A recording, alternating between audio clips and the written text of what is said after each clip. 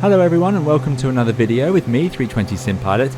Today a very exciting video for you. We are taking a preview look at the Black Square Beechcraft Starship Microsoft Flight Simulator 2020 and 2024. This is an upcoming aircraft coming very soon from published by JustFlight and like I say made by Black Square. It is a detailed simulation of this remarkable aeroplane, one that is not something we see very often simulated, something that I was not familiar with at all, and it's been a real journey learning it. It's been really interesting to see it. Like I say, this is a detailed simulation. Black Square do really well with systems depth, as we've seen before in their other aircraft, and this is no exception. And it's such a unique airplane to see, so a lot of different things to learn and a good bit of fun. Like I say, a preview video. This is not the final release necessarily. This is a work in progress, but coming soon. I am a real-world airline pilot, and I have flown turboprop commercial aircraft, so hopefully I'll be able to give you a bit of extra context on your home simulations and talk about my experience of flying turboprop aircraft. But I have not flown a push-prop airplane, and I've certainly not flown anything that resembles the Starship. So this is going to be me doing my best to fly a unique airplane as it's meant to be, as best I can on the channel. So I hope you enjoy it. And it might show whether this airplane is of interest to you for your home simulations. JustFlight did send this over, so this was provided to me for free by JustFlight. However, I have not been paid or told what to say. I am entirely giving my own opinions in this video. We're going to take the aircraft for a full flight. I'll show you the full cold and dark setup, a full flight with it, an approach and a landing. So we'll get to really experience it throughout all its phases. And oh, it's just gorgeous, isn't it? I just can't stop looking at this airplane. It's absolutely great once you get it into the air, where it really looks nice. So we will see a bit more about it. Now, talking about the Starship itself, this aircraft, it first flew in 1986, so it is very much from the 80s. It was not a very successful program, unfortunately. Despite the fantastic futuristic design, it did not sell very well. Just 53 were sold. In the first 3 years, only 11 were sold. So yeah, surprisingly low numbers for something that looks so nice. If I had the money, I would have certainly liked to have bought one. Probably one of the reasons is it's pretty ahead of its time. It was quite expensive as a result of high development costs and a composite fuselage. A very early example of a composite fuselage aeroplane. Very rare, especially in the 1980s. It has no tail, as you can see on the back there, but it does have those tip sails on the wingtips to provide stability, which is a really unusual feature. And of course, it has the canard design with that forward wing at the front. There are some advantages to this, but it is a very unusual way of setting up the airplane. Oh, there's a nice close-up of, I think that's one of those tip sails. It was cheaper, actually, to buy a Cheyenne, a Piper Cheyenne, which would fly faster than this, so that could be one reason that this did not sell all that well. But it also features one of the first all-glass cockpits of its time. Another reason it could have been quite pricey, but it is a fantastically advanced avionics suite that you can basically use like an airliner, which is really cool, and we'll see a full use of that today as best as I can set it up myself anyway. With a maximum takeoff weight of 6.7 tons, it is fairly light, but that is about right for its size. It came in a little overweight in the original design plans. It can climb up to flight level 410 if it wants to, which is what you'd expect from having two turboprops like that, although I doubt you'd really want to take it that high regularly. The turboprops tend to be a little more efficient, slightly lower down than that. 307 knots is possible in the cruise, but it's not the fastest airplane out there, like I say, outpaced by a Cheyenne, and it was priced similarly to things like a Learjet, which of course are much quicker as jet aircrafts. It has two Pratt & Whitney PT6A turboprop engines. That gives it good power and good redundancy. So if one fails, you've still got electrical systems and so on, and it has a lot of electrics on board with that avionics suite we were talking about. But this is a very famous engine used on lots of aircraft, such as the PC-12, the Twin Otter, the King Air, and the C-208, and the Air Tractor. So very popular, common engine. Mounted facing rearwards on this aircraft unusually, reduces noise in the cabin, provides heating over the propeller blades, but does increase the noise. Like I say, this is made by Black Square. It's a 3-year passion project of Black Square, or Naked Black Square. Made in conjunction with real owners, or certainly consulted real owners about it, with a huge 190-page manual. So it's quite, like I say, a high simulation, a high detail simulation. It has audio from Boris Audio Works, which we all know is quite a good hallmark. So you'll hear those throughout today. Fantastic all round, undeniable. The audio is fantastic, as you would expect. It has lots of features, such as an advanced turboprop simulation. There are things like engine damage and wear, and I've already managed to damage the engines on my one here and to fix it already. Wipers that work, and the Handling of the aircraft is meant to be within 2% of the operating handbook, so lots of tuning done to the aerodynamics. Right, we're going to take it for a flight starting at Biggin Hill, so let's get going. So let's pick our variants then. We'll start from here at London's Biggin Hill, and we'll choose from one of the 7 liveries at the moment included, and I'm going to take this version, the really nice retro livery here. Now there are different variants. There's only 2 variants of the Starship in real life, and it's very minor the differences between the 2. So my understanding is this is the later variant, but anyway, it's very minor, just a slight fuel tweak and so on. So let's take this airplane up for a spin. Here is our Starship then, sitting on the apron looking very calm, but it's soon going to spring to life and take us rocketing through the skies. You can see lots of external details have been fitted. We've got the covers on the engines, there's pitot covers, chocks on the wheels. You can even have an external GPU if you like. It's just a nice angle to take in the shape of this airplane for just a moment. You can see it's incredibly unusual, of course, with the canard wing at the front and then the very swept delta wings at the back. Just absolutely stunning. It's going to be instantly recognizable. Also, of course, those push propellers at the back giving it a distinctive noise, which is captured so well in this model by Boris Audio Works and from the real aircraft, I believe. The aircraft is also quite composite, so it will remind a few of you, I imagine, of the Piaggio P180, which we have also seen on this channel. It's another of those sort of unique machines that just deserves to be brought to life in Flight Simulator, and that indeed seems to be the passion of Black Box Simulations and Nick there. So yeah, let's take a bit of a closer look around the outside. Looking around the outside then, you can see this is, of course, from Black Square, a very, very nice detailed exterior model. And again, such a unique airplane, so to get the proportions right was really important. Now, I'm not overly familiar with the Starship. Being in Europe, it's not an aircraft I've ever seen, although I believe there are a couple over here, or there certainly have been. But it's not an aircraft many people have seen, with just 50 odd made, so it is rare. But we get to see some of the details that you would expect. So what are we looking for? Well, the modelling and the shaping, of course. You can see at the front here, we have covers on the ice detectors. We have pitot probes, and yes, it does have ice detectors, unbelievably. So it is a very advanced airplane. You've got to think of this more as a private jet, really, than a sort of a private turboprop. It's at that level, which unfortunately was probably part of its downfall. It's just a bit too advanced for its market, but there we go. You've got the unusually the wheel is crafted to push the water out and underneath the wings, so that it stays away from going over the wings into these turboprop engines, which are mounted back here, those PT6A engines. And as we move around as well, you can see the decals are all very nice. The modelling is yeah, it's pretty good, isn't it? There's no complaints here from me. It's not the absolute most detailed external model I've ever seen of an airplane in Flight Simulator. I don't want to suggest it is, but it's going to more than make up for that with its accuracy in terms of the shaping, and then it's the systems fidelity that you're really here for. That's the big feature of this aircraft. It's a unique airplane, but it hasn't just been modelled and textured nicely. It is just very, very deep simulation of this airplane, so you can really enjoy it, really dig in and start to really play around with the airplane and learn its different foibles and quirks that make it so interesting. And there's a lot more than just the exterior model, but there we go. But like I say, still a very nice model, no doubt.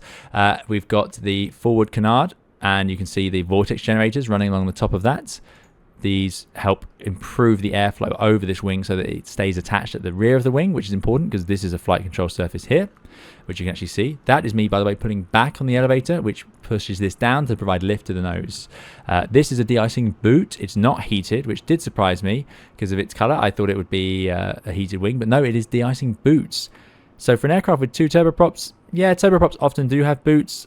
I was sort of hoping it would have a heated wing, but it does not. And there are advantages and disadvantages to both. Mainly disadvantages, I would say, to boots over the heated wing, but it is a function of air cost and also power available in the engines, and you can imagine the expense of getting bleed air pushed all the way forwards to that wing could be a little too much. But there we go. So they are boots, they are animated. We will see those later on in the flight. Wipers as well, which do work on this simulation, which is really cool. They're in a bit of an unfortunate position. I would imagine they create a little bit of noise when they are down like that, but there we go. Coming down the airplane, looking underneath, you can see lots of antennas. It has a vast avionics suite, this airplane. It is more similar to a commercial airliner than a private aircraft. It's ridiculous what it can pick up and the way it navigates, and its FMS and so on, way ahead of its time for this category of airplane. There is some nice texturing here. We have the rivets, and the decals are very nice. You can move all around and see lots of information, so you can spend your time doing that. A red sticker here. I would imagine that's a tow sticker, so don't... there you go. Turn limits reached when tow bar is aligned with the markings on the fuselage. I would imagine that's these markings. That's my guess anyway. Moving down, we have a wing light there, so you can look out the wings and see how much ice is built up. But like I say, it does have ice detectors. And then quite large surface area back here. It's quite unusual.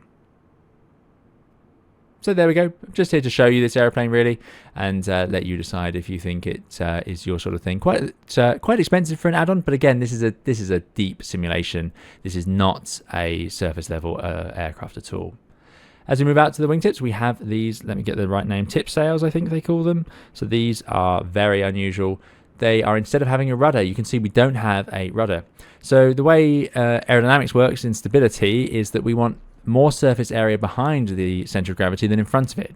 If you had a large surface area at the front, that would act like a weather vane and try and spin the nose around. The airplane would be unstable. So you want to have a large surface area at the back. The problem with that on an airplane with two propellers facing backwards like this is that they would vibrate. So the shock waves and vibrations from the propellers would cause that rear fin to vibrate the whole fuselage, and then it'd be very noisy inside. So instead of having that, you do have a fin over here, a sort of ventral fin, but these tip sails are out in the nice smooth air, and they provide your stability. They are behind the center of gravity, they're at the back of the airplane, and they effectively act like that. Well, they do act as that vertical stabilizer.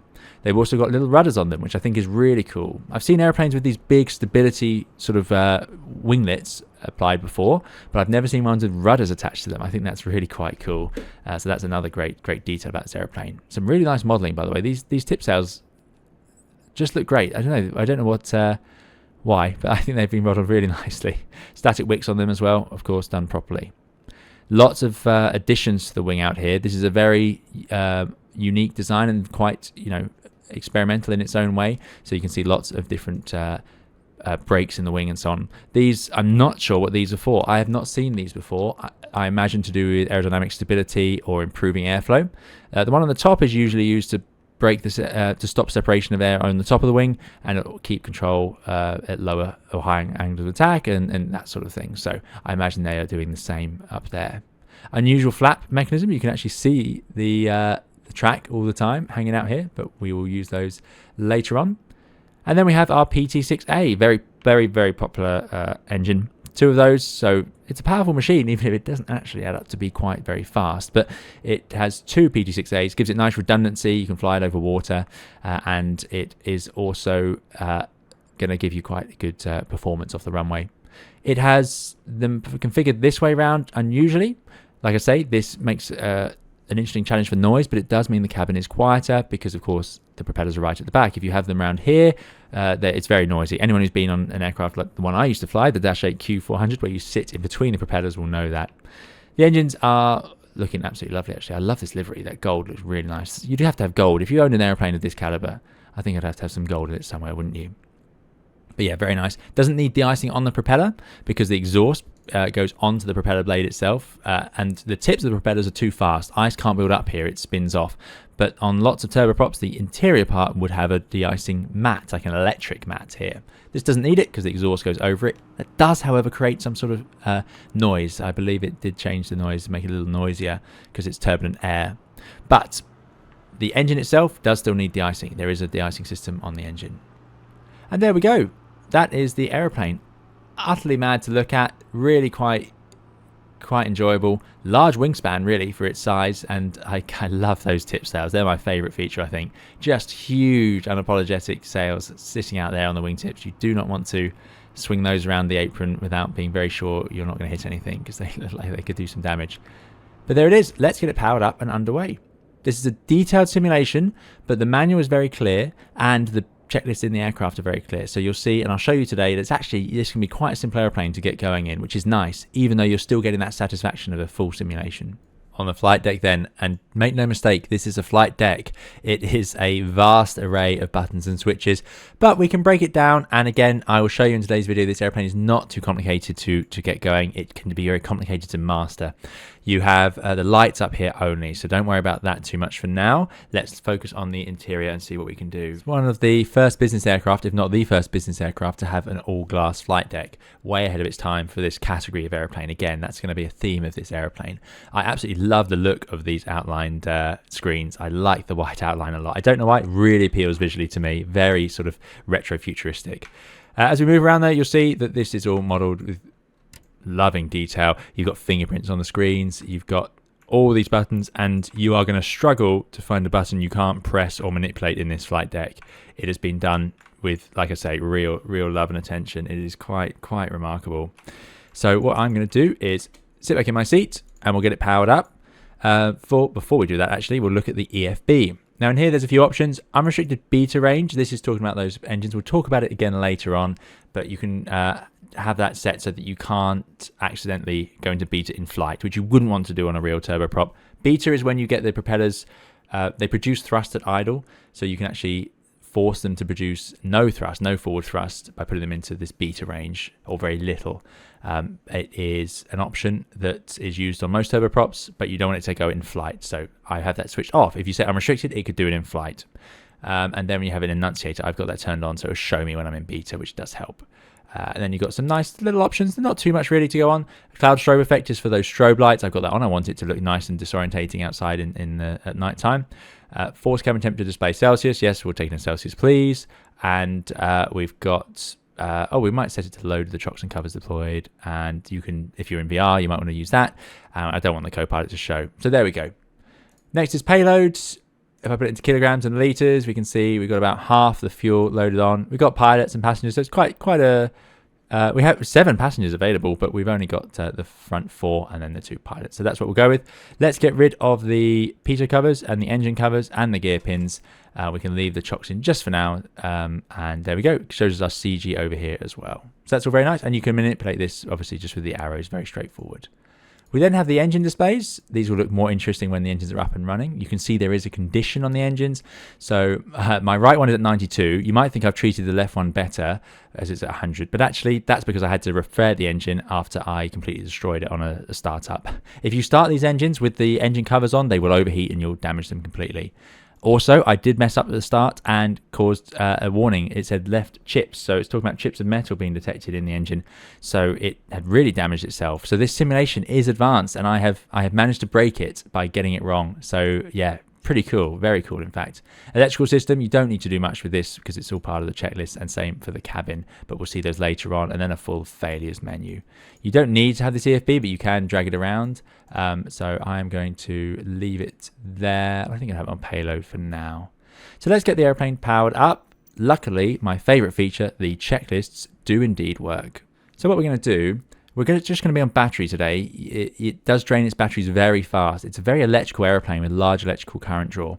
So what we want to do is either have an external power so we can set up the airplane with the engines off using that external power, or I'm just going to get the airplane started up today. I'll start up the airplane, then we'll just go through a bit of flight planning in this awesome FMS. Pre-flight checks are pretty straightforward. So is the parking brake set? Of course it is. Control locks removed. They're red flags, but they are not. You can see them there. Landing gear lever is down. Battery can come on. So let's find the battery. If you can't find it, really good feature. You can just click on the eye and it works. I absolutely love this feature in Microsoft Flight Simulator. I think it's absolutely critical to learning a new airplane, so really good. And then I just reset my camera to get it back. So battery is on. Pitch, roll and rudder trims are down here, set to neutral. Fuel quantity check. We know our fuel quantity from over there, but you can also check it down here on these gauges. And you can press that. Look at that. That's the quantity. Press it again to get the aft quantity. Just awesome. There's so many great little switches like that. And like I say, they all work. I don't want to go too long on this because we run out of time for the battery, but there's the oxygen pressure, 1850 psi down there. Air stair door annunciator, it is closed. And then you can turn off the battery. Wheel chocks removed. We've done that. Pitot-static, engine covers, gear locking pins, emergency exit secure, air stair door locked. And then we just jump outside and make sure that our airplane, just get the camera in the right mode. There we go. Make sure our airplane looks like it's pretty much ready to go. And it does. Great. Next is before starting checklists. So circuit breakers all in. Circuit breakers are over here and they are modeled this is a Black Square simulations aircraft, so make no mistake, it does work. So circuit breakers, all in, all in, all in. Outboard revisionary panels. So this is talking about this panel over here. This is to do with if you have a failure. Failures are modeled. You can do them if you like, but I'm not going to be doing them today, so I'm not too worried. This is all in the norm position effectively, but there was a sort of suspicion of an all electronic display. People wanted the traditional instruments. So we do have them here as backups, but this is designed so that you have lots of ways to revert your screens around to make sure it's always working. It's a big advantage actually of glass cockpits. Let's say your primary artificial horizon breaks, this screen up here, well, you can move it onto this screen because it's the same screen, things like that. Anyway, they're all fine. Seatbelt, shoulder harnesses, parking brake set, audio panels as required, static source norm, oxygen supply. We need to turn it on, so I'm just going to get rid of the yoke and turn on the oxygen supply. I think that's correct. Oxygen mask test. Ice protection is all off. Ice protection is all done down here. Quite a traditional place on this type of airplane. Landing gear lever down. Anti-skid switch goes on just next to it. Center revisionary panel as required. So this is talking about the revisionary panel. Let me see if I can find it. There's loads of these revisionary panels. No, I give up. Where is it? It's this one here. There you go. It's choosing how you want it displayed, where you want to put it. So again, we're going to leave it in norm. I'm not expecting to have any trouble with my glass instruments today. Standby instruments can go on. That is, oh, excuse me, camera's jumping around here. Standby instruments go on. That is down here. Let me find it. Standby instruments go on. Bat power on light comes on. And then the power levers are at idle, which they are. Propeller levers are at full forward. Condition levers are at fuel cutoff. So you've got power levers over here. These effectively dictate how much power comes out the engines. So they're your throttles, basically. You have your condition levers over here that choose how much the propeller RPM is. And then over here, you have basically your fuel levers, just telling the airplane it can have fuel to start the engine. So these you don't use much. They should really not, I don't think they should be levers like this. I think it's a bit daft, but there we go. Bleed air valves off. That is over here. Weirdly, it's a dial, but they are both in the off because this airplane does have pressurization. Temperature mode is to the right of that. That is off. Battery can now come back on again. Let's put the camera back. So we go down here to our battery, turn it on. Now we need to check the triple feed bus and make sure we have 22 volts. We've got 25.3, but that is now draining from our battery. If I look at the battery amperage, you can see the load is 46%, just draining off the battery.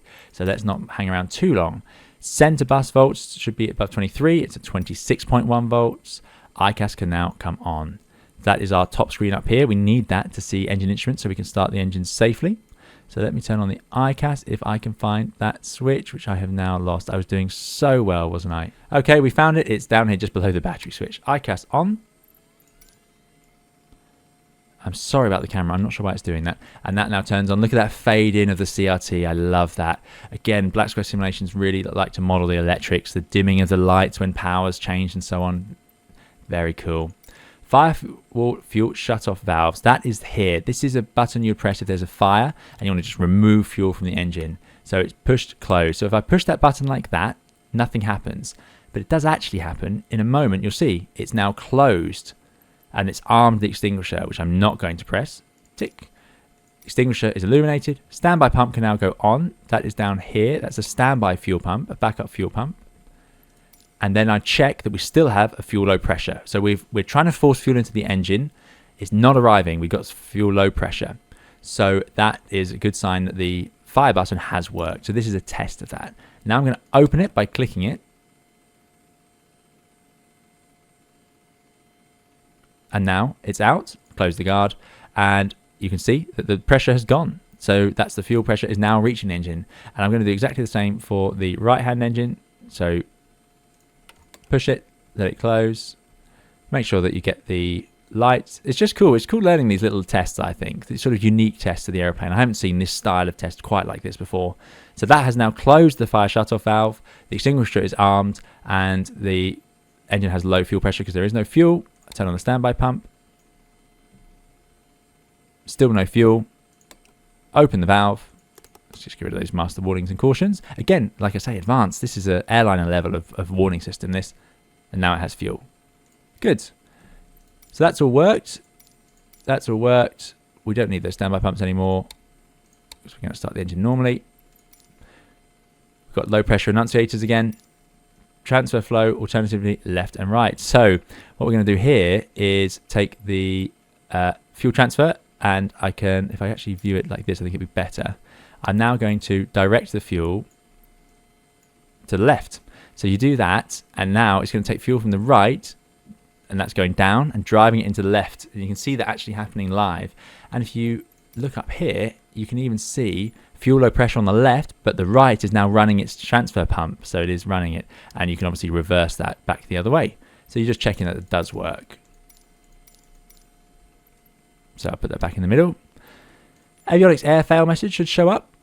A lot of avionics on this airplane. It is has its advanced sort of avionics cooling through air. That is needed on big avionics heavy aircraft. Again, airliners use vast amounts of air in the avionics bay, and that's what this aircraft has because it needs it. Look at all these screens. They generate vast amounts of heat, especially on a CRT aircraft like this.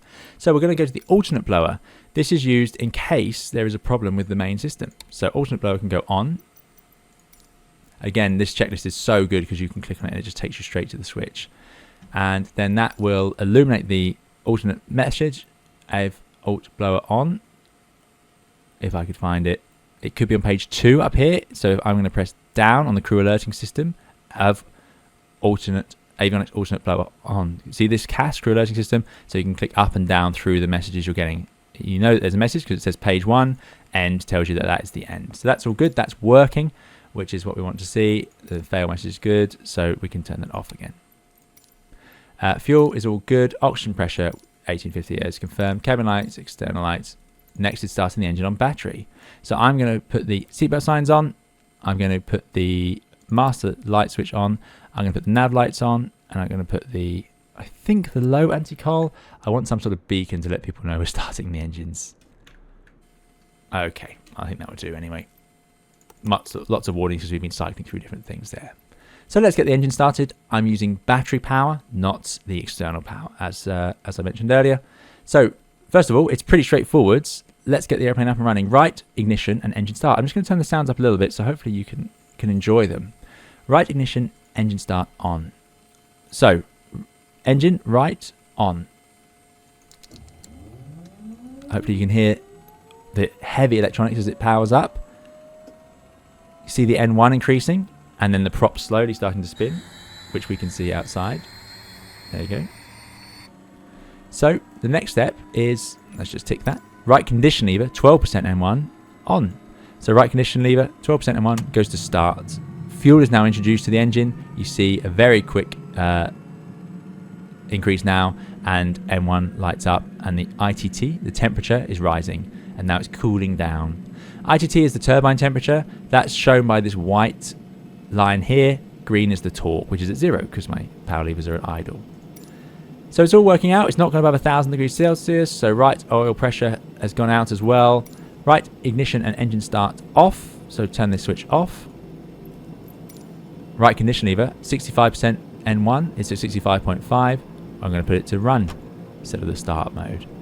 Now the engine can settle into its normal mode. Right generator now. Let's get electrical power, which is, this is the right gen. Reset on. And then you can see on this voltage panel the load. So the right generator is at 28.6 volts. The battery is now charging. It's at minus 15 load. It's charging at 15%. So that's all looking good, isn't it? And then you simply repeat the process for the left engine. Now what I might do is just turn on some lights and see if we can try out the electrical dimming that happens with the lights if you do this at night. I'm just curious. Let's see. Let's have a go. Why not? So I've set it to night time. Let's do it. Let's see. I think these lights might dim, although we do have electrical power from the whole right engine there, so it might not. It might have enough power here, but we go left engine on. Yeah, we have enough power just from that right engine. You can see the load though on that right generator go up to almost 100%. Quite amazing. And up they come, but you can enjoy the lighting at least for a minute. Looks absolutely awesome. Such a cool flight deck. I love the lighting on this panel. Right, we're through 15%. Was it 15%? Let me check that. 12%. So yeah, all good. Let's introduce fuel. Let me set it to daylight again like we were.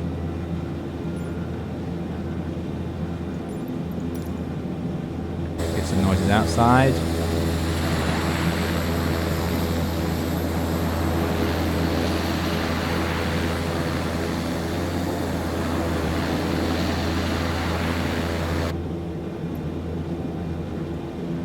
Above 65%.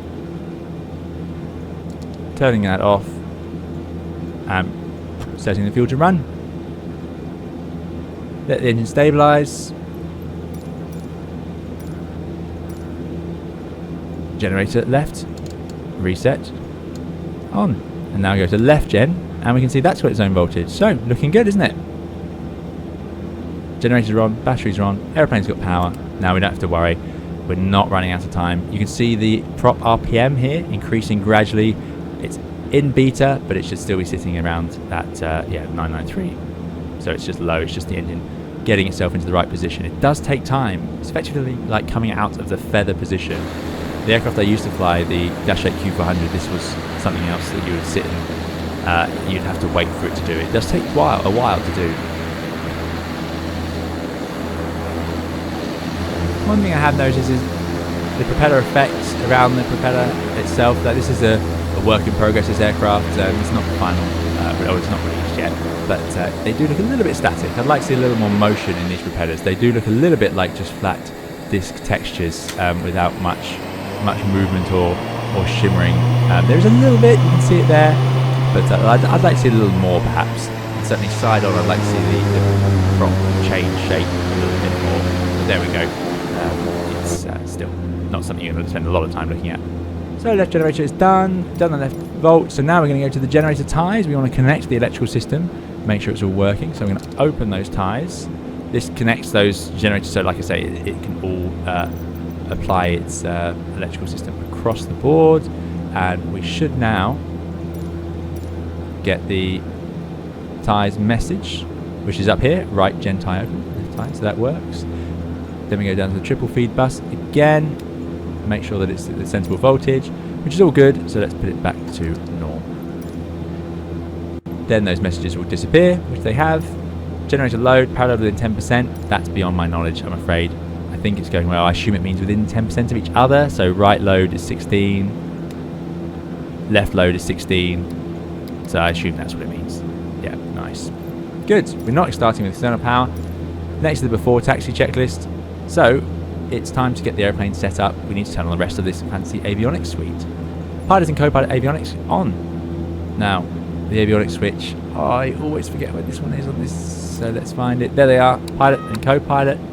And now you will see these remaining screens slowly warm up, and I love that great simulation of CRT screens, the way they slowly fade in. Absolutely brilliant. Standby indicators on.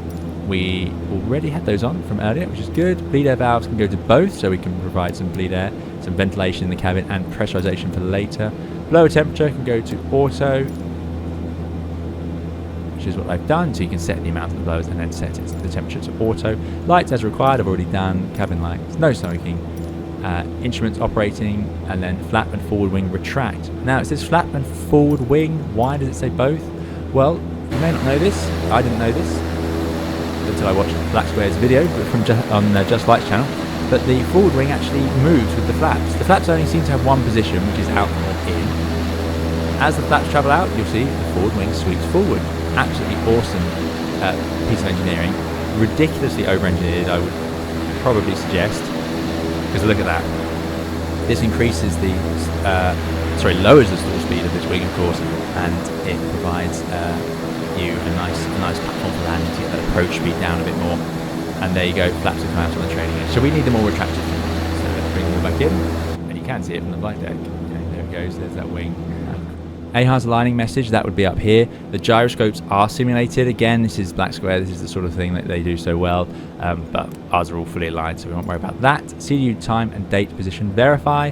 This is our CDU time and date. It is 1994 over here, so that's fine. Oh, I'm so sorry. There we go. Radar standby. I don't want the weather radar on, so I go to radar control. Oh, I'll initialize the system first. There we go. Now, we can update this. There's a really cool feature where you can update it through the floppy disks. So if you click on that, put it in, it locks in, and there is a way to update the database, which I think is really cool. I don't quite remember where it is. I'm going to say all data is actually okay, and then read file from disk, and then you can actually hear it. Quite amazing. And then you can update the database. I think this is a prompt that comes every now and then when you fly this aircraft, but it's just a cool little detail. So there we go, database is updated, all data okay, and now we're back on the FMS index page. So in here you can have a route library, or you can initialize your system again, go back to that page. So it's very much like a normal FMS. Think of this as your MCDU in the Airbus, or your FMS or CDU in the Boeing aircraft. We don't need to do any of that. Fuel management, I'm not going to get too excited about. It is still quite a simple FMS, even though it's quite clever in its own way. So let's not get too obsessed about that. If you get lost like this, I can go back to IDX to get back to this page, the index page. We've done our read writing. I wonder if I can take that floppy disk out, put it back in stowage. Don't think it matters. But yeah, what I'm going to do is now start building up a first of all, actually, radar to standby. That's what we need to make sure. So go to radar control, which means going radar control and making sure it's in standby. We don't want the weather radar on. It could obviously be very bad for our fantastic ground crew out there looking after us.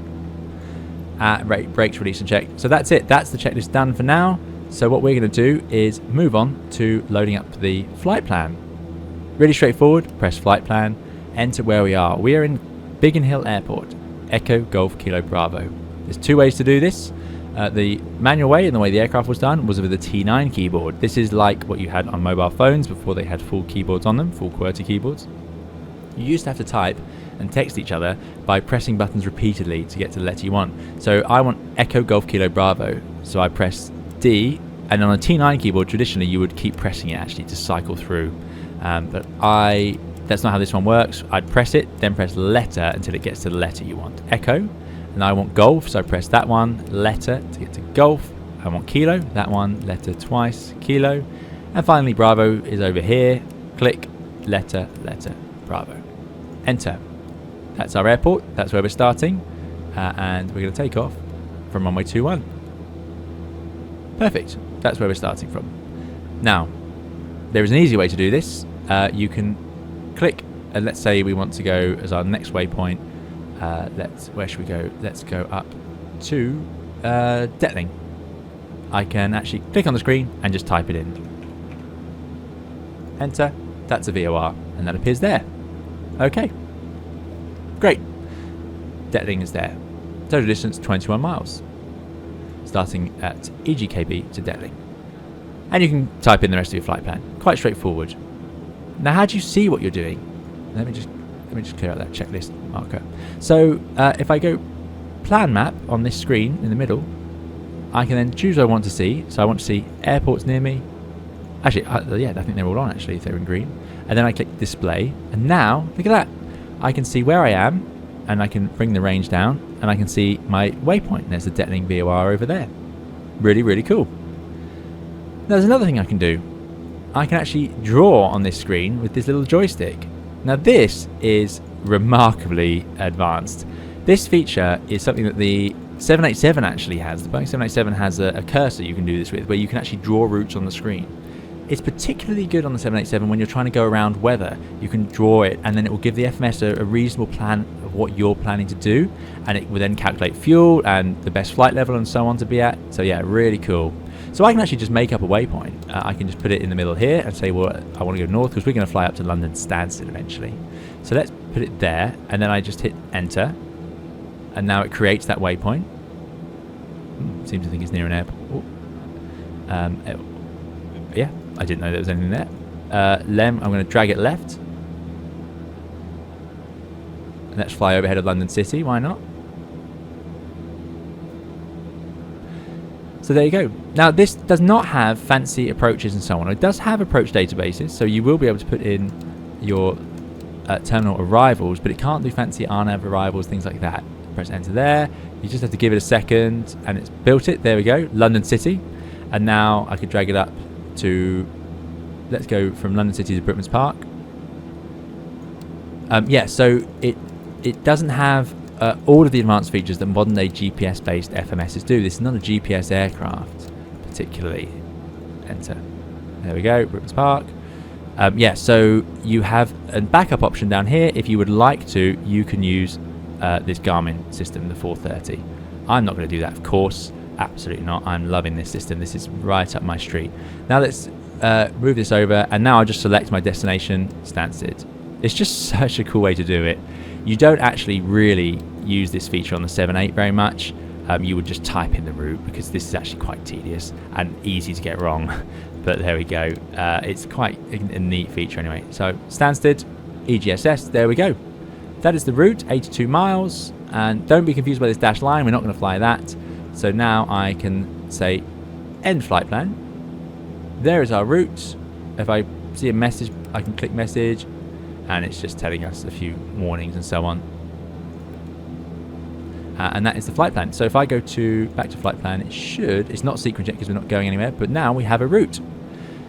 So this is now stuck on this planning screen. So I'm going to go to index and go to present position map display, and it just loads it up. And I love the symbol they've got for the Starship. How cool is that? That's just awesome.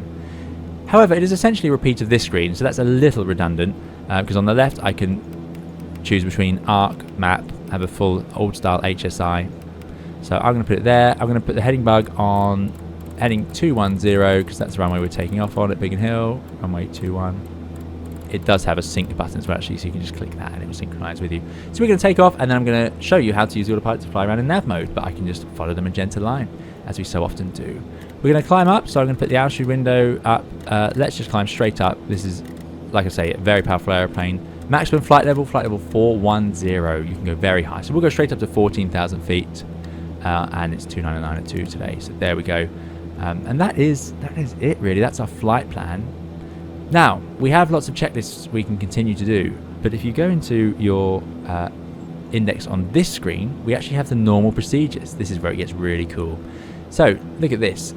Here's the checklist. They're just warning us that this is not for real life, but press any key to continue, and we have a load of information in here. We've already done the engine start, so if I scroll down, we can go to the pre-flight checks.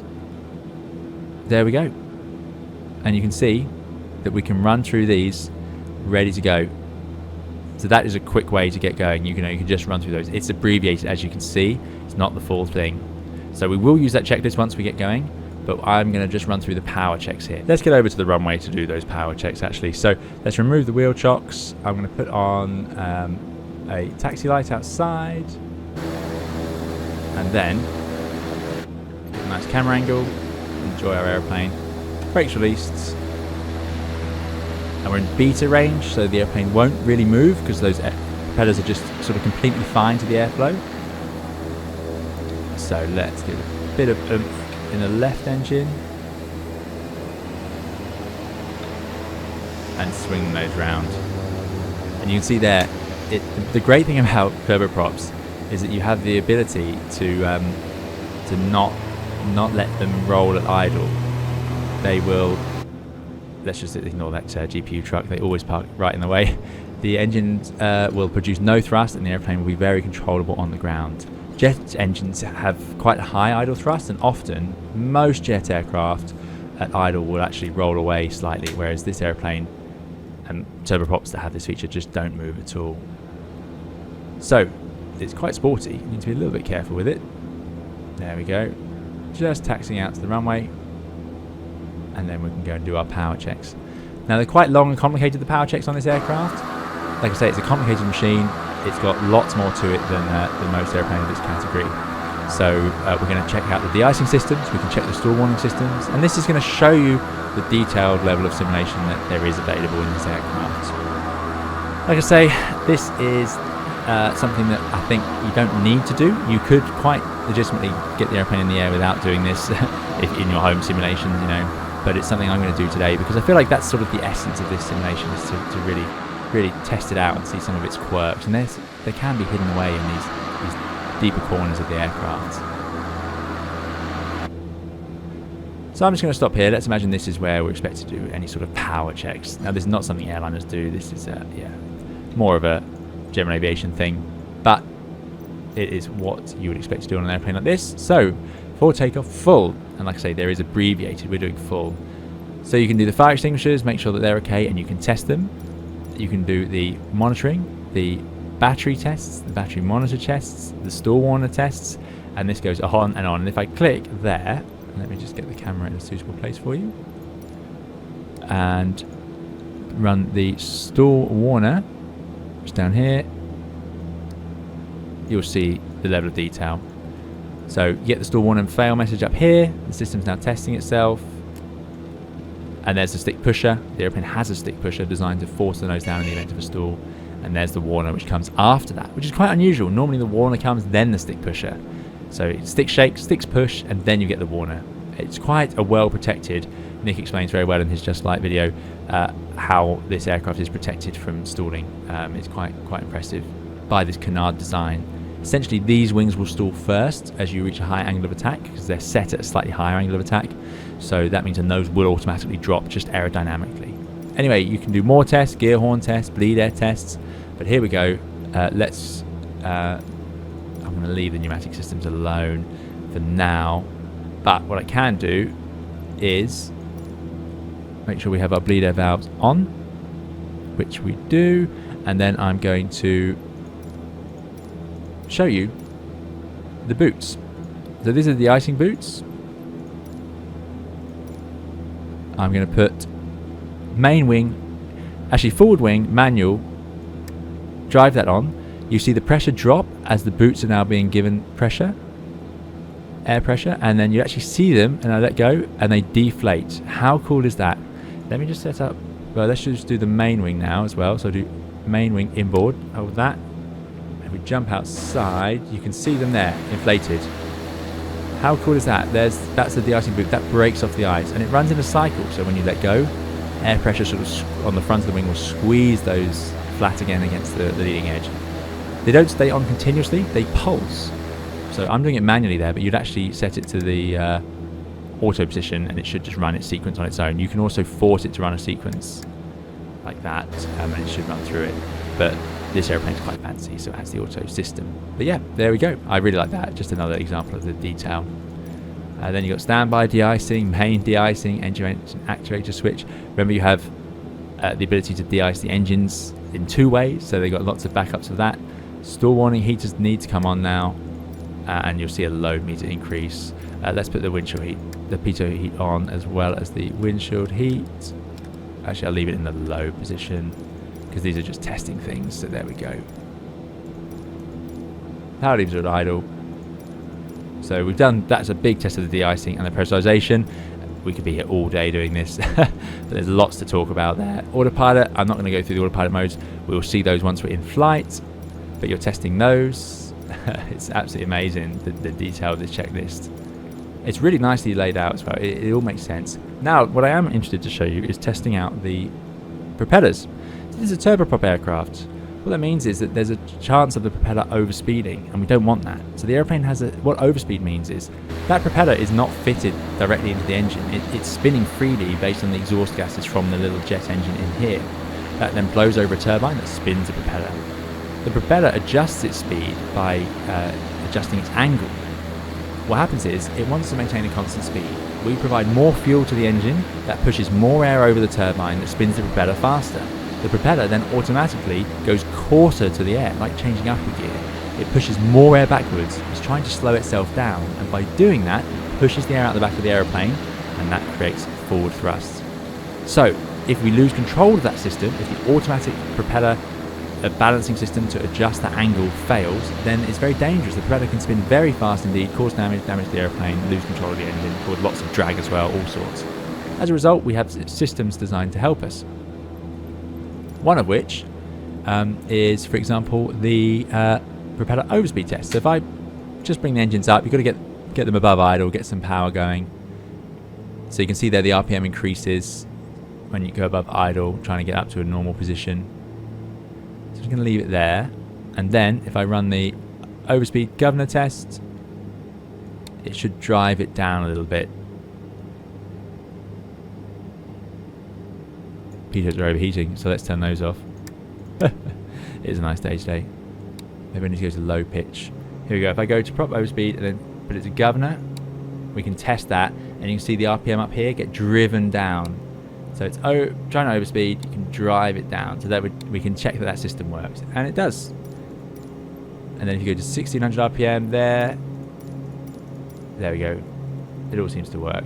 Or let's just do auto ignition as well. I think we should arm that for takeoff. There we go. And the last thing I want to show you is the auto feather system.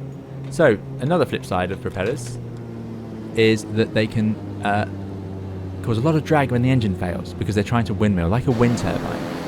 So what you want to do is to stop them spinning in the airflow. You feather them, where you drive them to be completely across the airflow, so they are effectively in line and they don't produce drag and they don't spin that way. So you have a system to automatically do that called the auto feather. That is over here, and if I hold it in test, I think I need a bit of oomph on. I haven't quite got the test sequence worked out for the auto feather system, but the result is you want to have it armed for takeoff, and you'll see auto feather arm as they bring the power levers up. If I drive the power levers forward now, it will arm auto feather enabled. So if we now have an engine failure, the airplane will automatically feather that propeller. We don't use it in the cruise because it's not as critical, and we might want to restart the engine, but there we go. Right, power levers, 17% torque. There you go, auto feather message on the ICAS, and then you would bring the thrust lever back.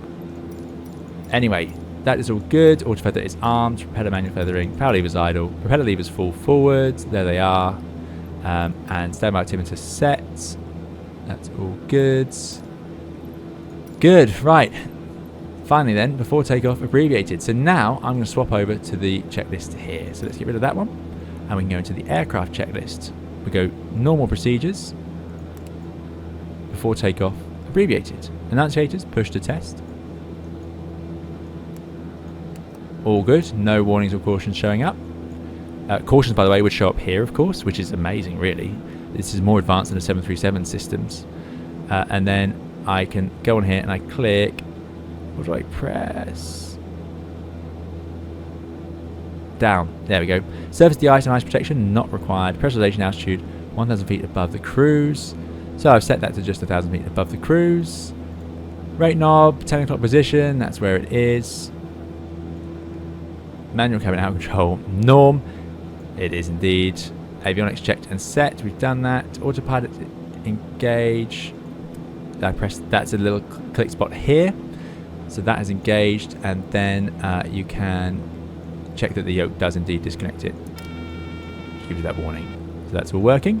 Pitch roll rudder trim set for takeoff. Flaps forward wing. I'm going to put them out. Like I say, I think there is just one position, so it's down, and the wing is going forwards. Look at that. Awesome. So that's ready to go. Flight controls free and correct. Now there's a mixer on these flight controls, so it will do some things that you're not quite expecting to see, but they are full and free. If I go outside, you'll see that. So left, right, and then up, down. So as you see, up brings the outboard ailerons, as it were, up, and then the nose actually seems to provide more of an angle there. Look at that. And then if I was to do everything at once, you can see it adjusting accordingly. So there's full right, and then if I pull up, it adjusts the front. Yeah, it's cool. It's all done for you. So that's all looking good. Auto feather arm. I have indeed. Let me just check again. It is armed. Standby altimeter set. Flight and engine displays are set. We're ready to go. That's the checklist complete. And then... oh, you can clear it, I see. Oh, we can skip the items. Right, there you go. That's how you work through that checklist. Let's go index. Normal procedures. Next is going to be the takeoff, and in here you can actually see the takeoff procedure. So we'll have it on the brakes. We'll go to 100% torque, 1700 RPM. Auto feather should show up on the ICAS up here, which it should. Release the brakes, rotate to 8 degrees pitch up at VR, landing it up, retract. Pretty straightforward. So the key thing is rotate to 8 degrees at VR. Now where do we get that information from? We'll go to normal and scroll up. Safe airspeeds. This is at maximum weight. We're a bit lighter than this, but it will do. Rotation 108, which is pretty much set on there. and you can set another bug as well. So 2 engine, let's go 2 engine best, let's do angle of climb is 115 knots. So I'm just going to set 115 as my sort of V2 speed. There we go. Right, let's go. Brakes release.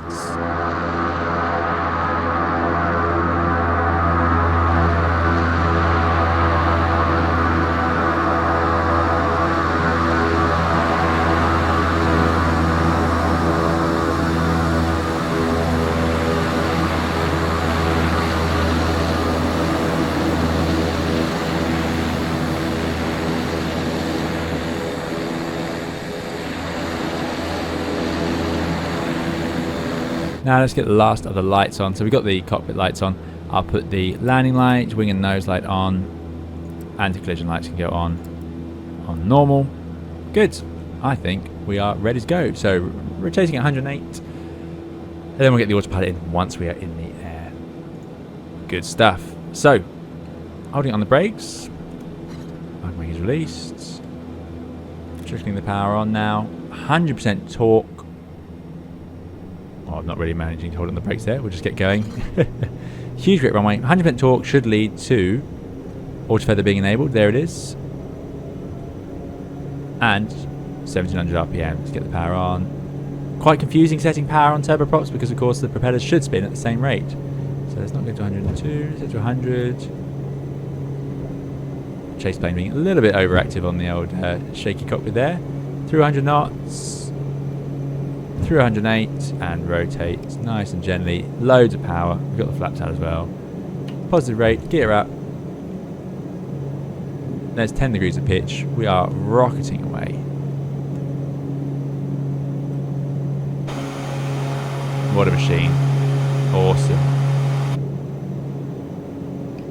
Got a radio altimeter over here as well. Like I say, lots of advanced features on this aeroplane. We're through 1,000 feet above the ground now. So I'm going to lower the nose and start to accelerate, and we can set the climb power. So if I go index, normal, engine limitations, climb should be at 600 RPM, 89%. So let's set climb power.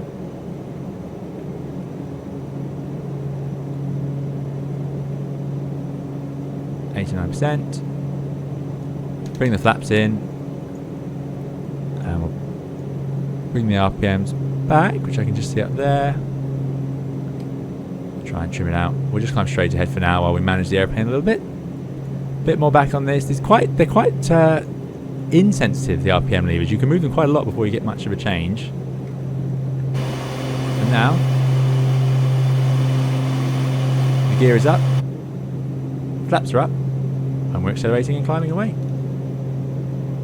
What I can do then is I can engage the flight directors. Let's first of all do heading sync and put it into heading mode simply by pressing heading, and then I can click in between to engage the autopilot. We would also engage the yaw damper down here. The autopilot is actually down here, but there's a click spot here, but this lever on the right is the autopilot. Okay, now we need the vertical mode, so we're in heading mode, and I'm going to put it into, where's IS? IS profile, will that work? Let's see if that works. 210 knots, 89% torque, 600 RPM, auto feather remaining enabled. I'm not sure what speed it's targeting, so I'm going to wind up my speed bug. I haven't used this mode before.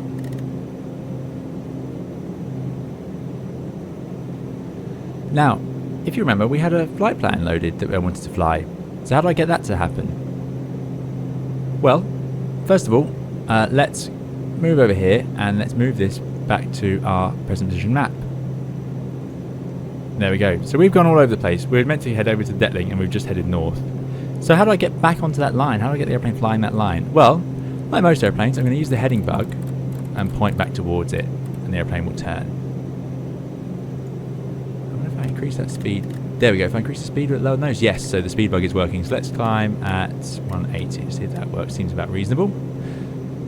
Now it's a little bit silly having to use it like this. So there's a better way.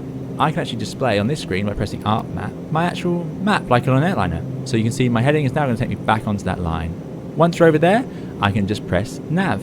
If I press nav source and set it to FMS1, Now the airplane's guidance system is trying to guide me based on the FMS position. If you have it in VOR1, it's doing radio navigation.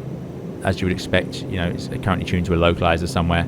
So let's put it to FMS1 and it will point towards, it will show us our accuracy on that, which is useful for airways and sort of en route navigation. Coming up through 10,000 feet now.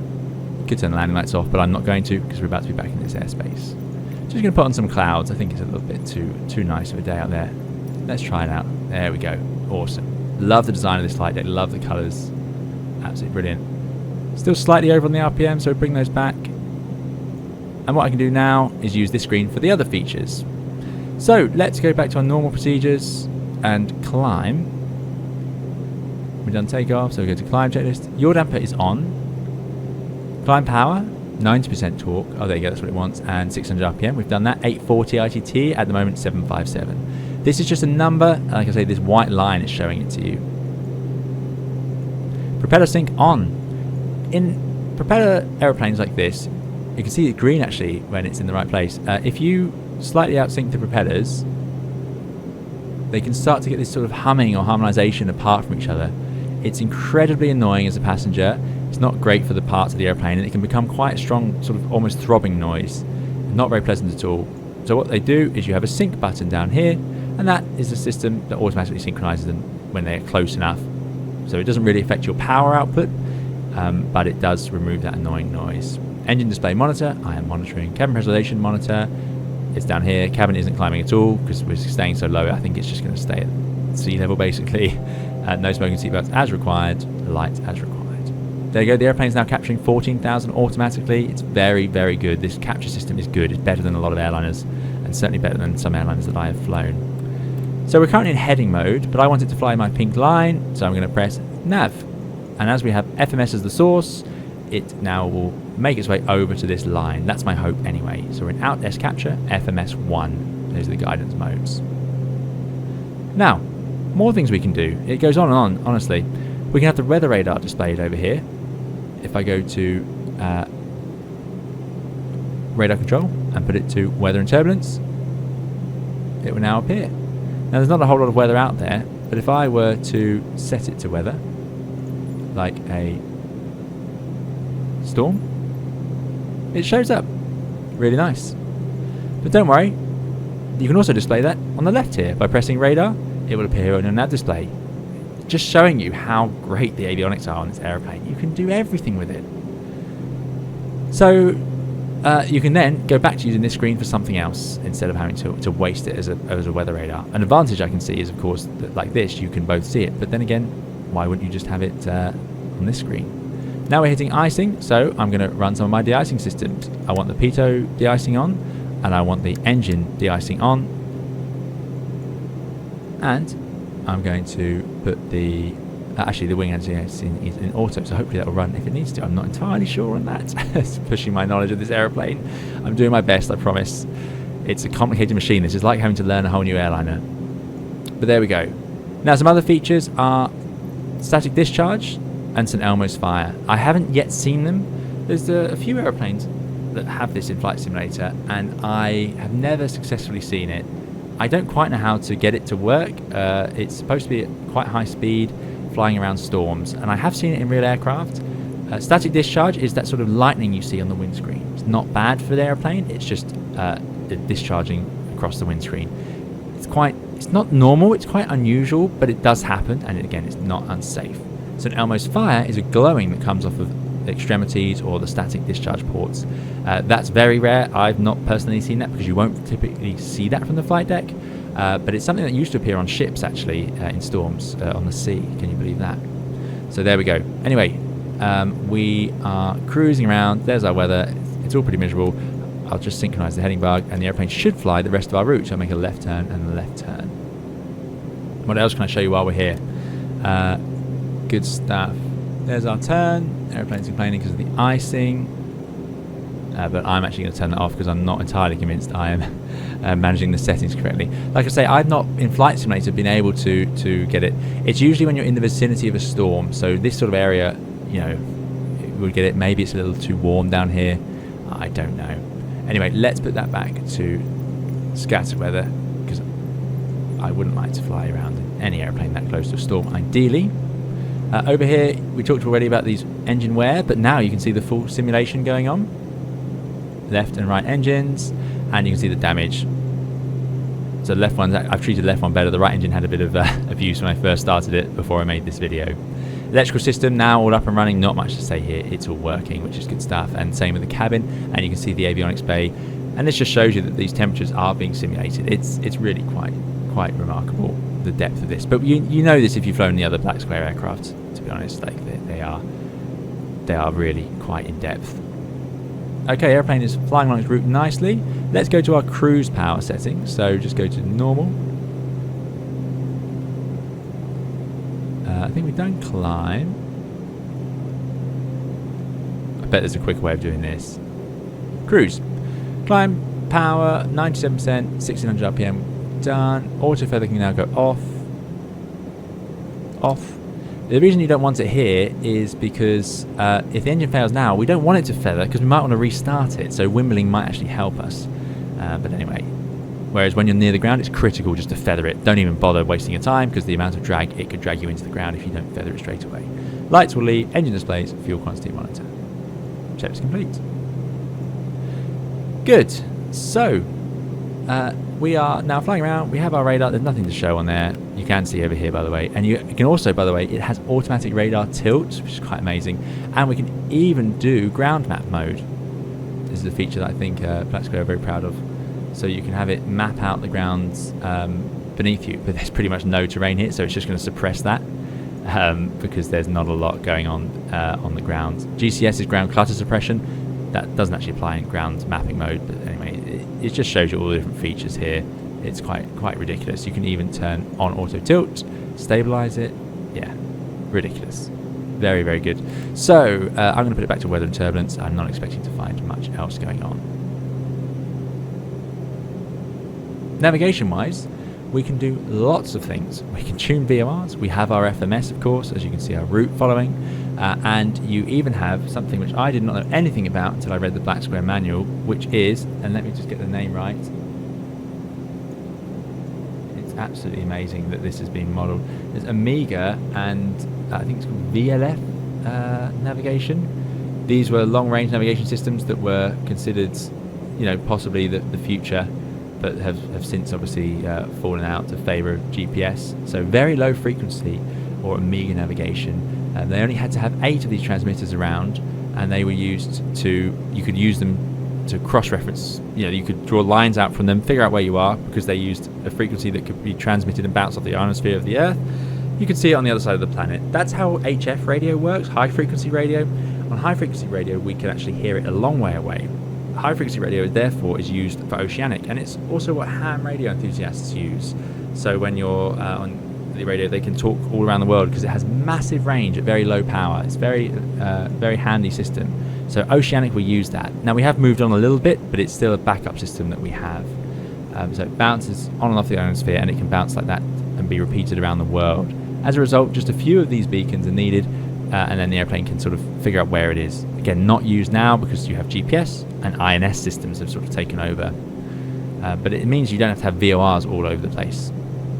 So that is something that is quite fancy.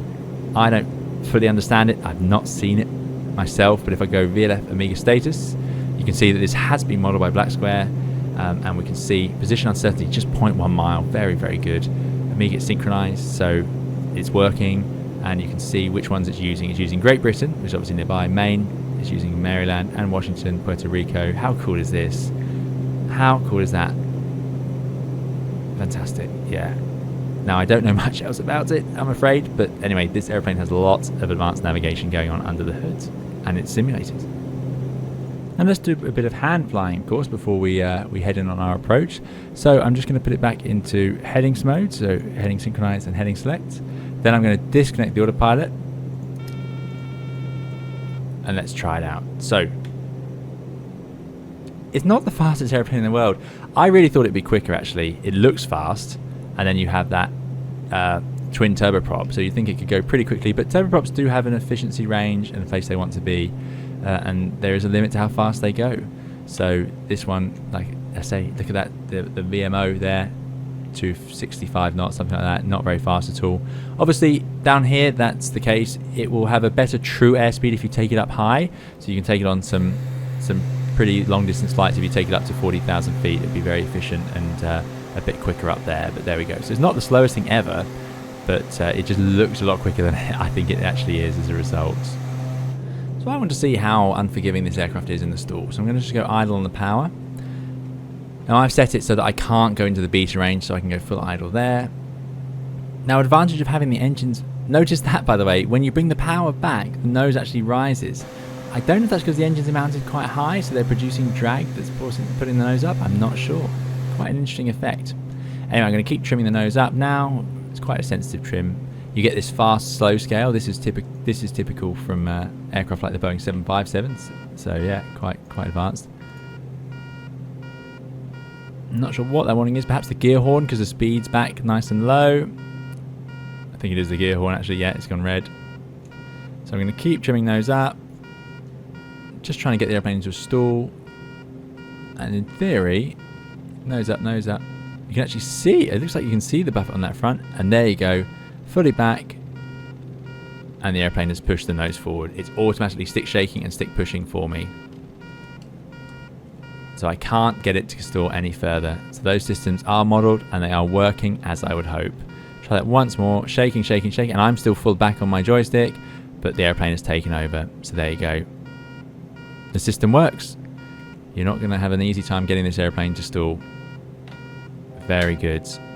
Let's turn it back round now. Just do a left turn round. Let's just do a bit of hand flying here. Get the power on. Get the speed sensible. Level out the airplane. And just see how it feels. I mean, it is nice. There's no airflow directly over the flight controls, but that's quite normal, again, for jet aircraft and turboprop aircraft of this size and scale. It just feels lovely. I like this window as well. You get quite a nice view, and it's just so weird seeing that little wing out there. Quite a difference. I'd like more of a view around the back, but again, this is a, out of this side window here. But this is a private aircraft, really. You're supposed to probably be flying it around. You wouldn't be flying it around yourself. You'd be having your pilot do it for you if you own one of these. So let me just move the camera around, see if I can in the cabin then, and we have a very, very nice modelled cabin. Not sure what buttons work or don't back here. Oh, the reading light works. That's cool. Nice big windows, I've got to say, and not too obstructed. The wing is quite far back.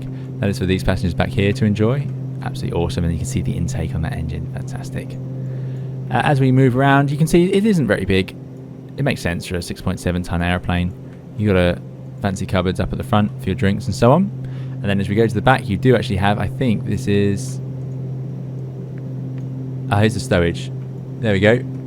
Best aircraft the company ever built. That's cool. And there's our chocks.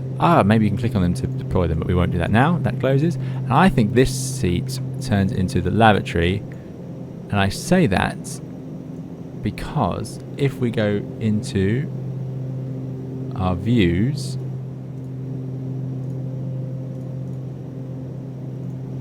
there. So I don't know how to make it appear. I don't know if it does, but there we go. So yeah, presumably you would draw this screen across, again, as is common on aircraft of this category. So there you go, you do have a nice cabin. Again, I'm not big on my cabins, although certainly the cabin on an aircraft like this is a little more integral to the experience because it's so close and visible. But there we are. Awesome. So let's now set up our arrival. So we'll go to our FMS, and London Stansted is over here. I'm going to choose approach up at the top. It knows I'm approaching Stansted, because by the way, on the flight plan page, you can press this arrow up here and put your origin, destination, alternates if you want to. Lots available, lots more for me to learn about this FMS. Anyway, back to flight plan, approach, GSS, ILS22. Let's come in via Abbott. And then you can see it draws it in white. So there it is. It's already loaded in. And that's it now. You don't actually have to press execute or anything like that. Now if I go back to flight plan, you can see the waypoints. Abbott, CF22, FF22. But if I scroll the other way, we're going from London City to Brooklands Park and then to Abbott. So it's going to be Brooklands Park, Abbott over here, and it's actually going to be a bit hard. So let me show you over here, plan map. Display. And zoom in. Brookmans Park, Abbott, and then centre fix, final fix. So that's the rest of the flight plan done. Now we're currently heading to London City, and I want to go to Brookmans Park directly. So I'm going to do direct Brookmans Park, and now it's done it. And now I'm going to press nav, and the aeroplane will hopefully point towards it. Excellent. So the sequencing at the moment is like on a normal aeroplane. If I go to system control, it's on auto leg, and it will automatically sequence along the flight plan as we fly over the waypoints. You can actually do manual and tell it which leg you want it to fly. You can see it all goes white, and then I would tell it. Or you can select a course and draw a line into a waypoint and then fly the airplane along that course like that. And this gets even more confusing if you were to start messing around with GPS. Oh, so it does have GPS, there you go. Or you were going to do VLF. You can also change the nav source and run it like a VOR and start putting course bars up. There's loads of things you can do with this system, loads to learn, loads and loads to learn. So let's go back to system control. Let's do auto leg like it was, and let's fly, and let's just make sure on flight plan I'm going to Brookmans Park, and I can see that because it's in magenta. And then if I scroll, I'm hoping, direct to Brookmans Park, then Abbott. Perfect. So the flight plan is carrying on. Just synchronize the heading bug. Thank goodness for that. Now, let's tune up our ILS for landing, just have it ready to go. There are ways to pre-select DMEs and so on, but I'm going to have 110.5, which is my localizer for runway 22 at London Stansted. So I tune that in here, and you can tune it into nav2 as well. You select it, VOR2, 110.5. There you go. And then it knows it's a localizer frequency. So that works. Great.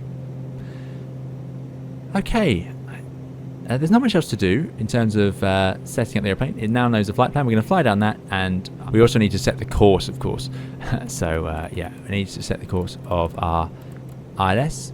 It is 222. Let me check that. Actually, it should be 222 degrees. So to do that, I am going to simply go to nav source VOR. Now you can see it, and I'm going to set the course bar to, now this is actually a mistake. There must be a way to back set this. I set it in advance because you can see that I'm actually dragging the airplane off because I've confused it. But I can set the course bar to 222 degrees now. This was not very clever. 222, and then I'm going to just put that back to FMS, and hopefully the airplane will fly itself, continuing over to Brookmans Park. Good. Let's start our descent then. So let's descend down to, I'm going to 6,000 feet initially. Lots and lots of modes to do this in. We can do vertical speed. You can do a descend mode where it will actually descend basically 10 knots below the barber's pole, so quite a quick way of descending. That's a very 80s way of descending. Not too worried about efficiency there. So if I press descend, I think it's just going to, it just targets quite a high speed and just puts the nose down. And then you can control it from there using your power levers, of course. If I bring the power levers back, then the airplane will have to put the nose down more to maintain that high airspeed. And if I add power, and remember turboprops are very responsive, very quick to respond. See that if I add the power there, the nose comes up straight away. By the way, it looks like it's sequencing correctly to Abbott. That's good news. So now I can shadow out the descents, all sorts. But a more stable way, or one way, is to do vertical speed. So I press VS, and up here, this is our altimeter and vertical speed indicator. If I now use this blue, which is the vertical speed side of it, that's 500 feet per minute down, and the green is what we're actually doing. So now we're doing 500 feet per minute. I can set it to target 1500 feet per minute, and the green moves to the 1500. Something I really, really like about this is that the dial only appears when you're using it. So if I wind it right up, look at that, it vanishes the above 1,000 feet per minute. How neat is that? How advanced is that? Why do they have to do that? Just brilliant. So let's do 1,000 feet per minute for now. We'll come storming in quite fast. This FS means we're a bit slow. You can see we're on the S side, so slow. This is not very intuitive, don't worry. That's relative to our target bug speed over here. If I now adjust that, you'll see I could say that I want to be doing 230 knots, so we're a bit fast. So bring the power back. The airplane will slow down quickly because turboprops are very responsive. See that somehow triggers the ignition in the auto ignition as we bring the power back. And there we go. Now we're slow. Bit of power on. So there you go. So the disadvantage of VS is the airplane will potentially fly itself into a stall or an overspeed, whereas in this descend mode you're protected because it will always just target this speed. I wonder if I move the bug, will it target the bug? Yes, it will. So I can choose to descend at 230 knots, and no matter what I do with the power, the airplane will keep 230 knots until it levels off, and then it can still stall. Remember, no auto throttle on this aircraft. You must be aware of the power at all times. Just something you've got to get used to. That's how it was on the Dash 8 as well. Let's go normal procedures, descent. Pressurization altitude should be 500 feet above landing. Yeah, it didn't even do anything because we were so low. I'm not going to get too worried about that right now. Rate knob. Standby altimeter. Set. No smoking, seatbelts on. Power as required. Light as required. Not sure what we should be doing with the RPM at this point, I must confess. Have a quick look. These are all just the maximums. I think essentially 1600 is good, and maybe we'll increase it again before landing.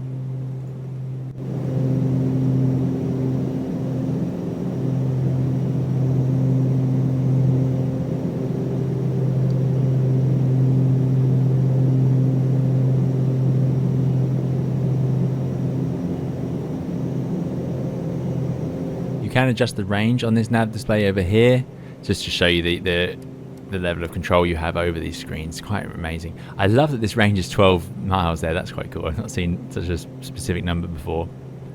What I'm going to do now is slow the airplane down, so bring the power back.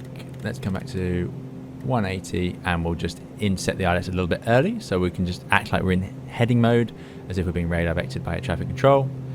To help with that, I'm going to also go into... Oh, we are in descent mode, so we'll just come power back all the way. Actually, we'll leave the... There you go, we'll leave that at 200 knots. With the throttles back, the airplane will descend pretty quickly like this. Now, we will, of course, as we prepare to land, do things like rearm the auto feather and so on, but that is, again, in this checklist down here, which is great. I can actually bring it up if I go normal procedures, scroll down, and we'll go descent. We've done. There must be a quicker way. Before landing. There we go. Approach speed. So we need to get our approach speed, of course. So let's get that ready. Rotation. Approach VREF 121. So we'll come in at 121, I think, because that's maximum weight. So something like 120 knots will work just fine. So what I'm actually going to do is let's set that to VS. And then I'm just going to set up my approach bug already to 120 because we are quite a bit lighter than that weight. So I'm pretty confident 120 will be plenty. Now the speed will wash back. It's only doing 1,000 feet a minute with 7,000 feet. But let's put it into heading mode. So synchronized heading bug, heading, and then we'll turn it around towards our ILS. And if I press arc map, I'll leave it on map actually. And what I'm going to do now is select VOR1 as my nav source. So I get that by pressing nav source. VOR1. Ah, there's preset. Maybe that's how I could have done it. Preset nav source. There you go. Active. So I could have preset the course like that. Anyway, we're in active nav source of VOR1. So you now get this scale. If I press HSI, I'll get the full size one. And we get a localizer scale appearing over here. Back at 180 knots. So we can start to apply a bit of power. You can see it's complaining that we're back course. That's because we're facing away from the localizer antenna. If I bring it all the way around, we can inset that localizer 2.2, so about 250 would be a 30-degree inset. Glide slope's actually way beneath us. We are very high, very, very high. So let's bring that VS in. We're at 13 miles. Now I reckon we can go down pretty fast in this airplane.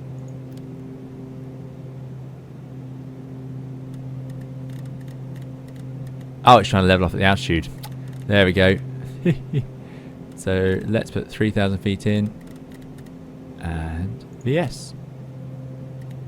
See, the altitude select in this is very robust. It's quite amazing. Anyway, now I'm going to arm the localizer. So if we go down here, I need to arm the nav mode, which will arm the localizer in green. And now the airplane can intercept that localizer. If I press arc map, you'll see there it is. That's essentially the center line. And look at that, we're barely accelerating. If you get the speed back on turboprops, you can dive them down surprisingly quickly. And because we're moving forward so slowly, only 200 knots, it's actually quite easy to catch that glide slope. So we have now recovered the glide slope. So let's go into, oh, it's capturing it at 3,000 feet anyway. Oh, I can leave it there. So the glide slope's now where we are. We're on the localizer. I'm going to arm the approach by pressing APR. And now it's already gone active on the glide slope. So there we go. We are slightly off the localizer, but we're safe for the terrain. So now, just keeping it at idle, letting the speed come back. Let's go to our menu, normal procedures. For landing. So approach speed we've confirmed. Pressurization is working. No smoking seatbelts on. Auto feather needs to arm. Put it into arm. Landing gear needs to come down. I don't see any reason not to do it now. This is a little early, 8 miles out, but we're making a video here. Gear down. Out it travels. Start getting the power on now. There's lots of drag. Don't want to mess around now. Although, actually we could do with slowing down a little bit. I love as well, we have a trend vector. Really advanced stuff this. Great advantages of glass cockpits that we get the option to see how fast the speed is changing. So landing gear is down. Flaps and forward wings extend.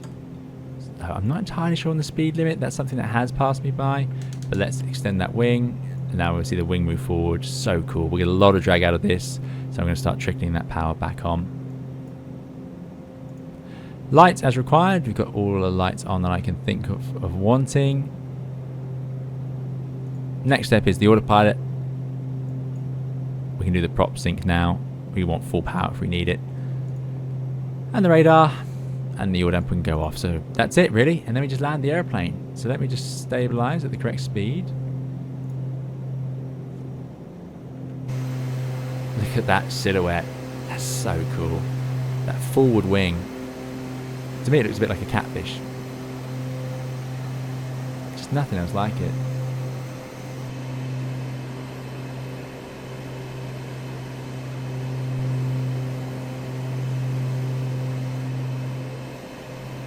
Fantastic. Still a bit fast, so bringing the power back.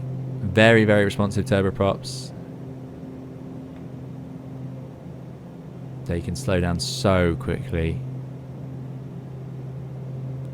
There's our speed. Look at that, reducing. So just trickling the power back on.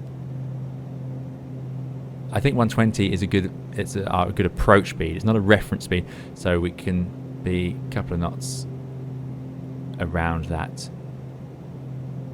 Radio altimeter working away up here, absolutely fantastic. And like I say, down here you've got the map, you've got the nav, course bar showing, and it is slightly out of sequence, but it's not really an issue now, but you could sequence the flight plan here if you wanted to be really correct. By the way, here's our gauge showing us our oil pressure and temperature. And you can get rid of that. It's just great. Like I say, every button just works. Up here for setting minimums, we didn't even get around to that today. So much more to learn about this airplane, and we haven't even touched this instrument or the redundancy modes over here. Right, let's disconnect the autopilot. Gives us a warning horn. That's off. Yaw damper can go off as well. So now we're in full control of the airplane. The flight director is still giving us, I think it's still giving us localizer and guidance because it's in approach mode still. So I think we could still follow it relatively legitimately. And all I need to do is look at this FS. I don't need to look at the airspeed really, because I can see I'm getting a little bit fast, so tweak the power back. It is very sensitive. Now that beta range we talked about, oh, we should probably put the condition levers forward. I find it hard to believe they would be not at maximum.